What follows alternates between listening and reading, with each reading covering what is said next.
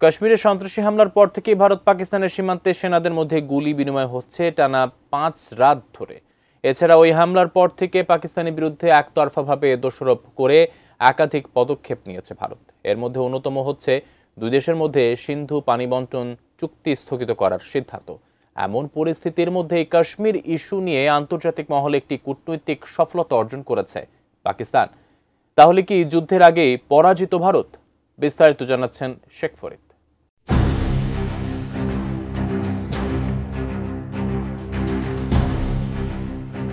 Kashmir issue নিয়ে নিরাপত্তা পরিষদে একটি কূটনৈতিক সফলতা অর্জন করেছে পাকিস্তান, যা ভারতীয় সরকার ও আন্তর্জাতিক সম্প্রদায়ের মধ্যে আলোচনা ও মনোযোগের কেন্দ্রবিন্দু হয়ে উঠেছে। এমন তথ্য জানিয়েছে পাকিস্তানি সংবাদ মাধ্যম দ্য নিউজ ইন্টারন্যাশনাল। পাকিস্তানি সংবাদ মাধ্যমটি জানায়, ভারত শাসিত কাশ্মীরের পেহেলগামে সাম্প্রতিক সন্ত্রাসী হামলার ঘটনায় ভারত ও পাকিস্তানের মধ্যে চরম উত্তেজনা বিরাজ করছে। এই ঘটনার জেরে একটি বিবৃতি দিয়েছে জাতিসংঘের নিরাপত্তা পরিষদ।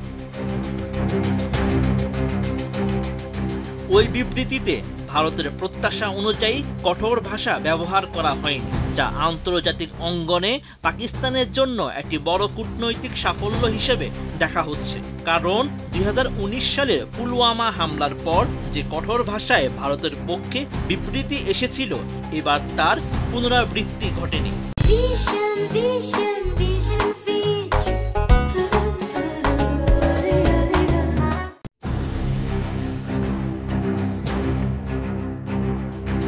দ্য নিউজ ইন্টারন্যাশনাল জানায়, কাশ্মীরের পেহেলগামে পর্যটকদের উপর সন্ত্রাসী হামলায় 26 জন নিহত হওয়ার পর জাতিসংঘের বিবৃতিতে ভারত শব্দটির উল্লেখই ছিল না, বরং সব সংশ্লিষ্ট কর্তৃপক্ষের কথা বলা হয়েছে।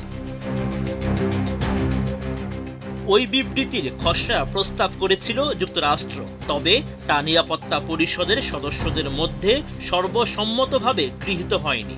এতে বোঝা যায় পাকিস্তানের কূটনৈতিক প্রচেষ্টা সফল হয়েছে এবং বিবৃতির ভাষা ভারসাম্যপূর্ণ রাখা সম্ভব হয়েছে।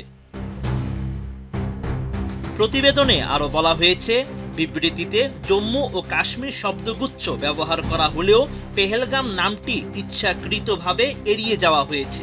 ভারতের পক্ষ থেকে এই অঞ্চলকে নিজের অবিচ্ছেদ্য অংশ হিসেবে তুলে ধরার প্রচেষ্টা ছিল, যাতে অঞ্চলটির বিতর্কিত মর্যাদাকে অস্বীকার করা যায়। তবে পাকিস্তানের প্রতিবাদের ফলে বিবৃতিতে সেই প্রচেষ্টা ব্যর্থ হয়। এদিকে এই বিবৃতির পর ভারত ও পাকিস্তানের মধ্যে কূটনৈতিক টানাপোড়েন আরও তীব্র হয়েছে। ভারত একতরফাভাবে ঐতিহাসিক সিন্ধু পানি চুক্তি স্থগিত করে, আর পাকিস্তান পাল্টা ব্যবস্থা হিসেবে তার আকাশপথ ভারতীয় বিমানের জন্য বন্ধ করে দেয়। উভয় দেশের মধ্যে উচ্চ পর্যায়ে কূটনৈতিক যোগাযোগও কমে এসেছে। Sheikh Farid, ATN news.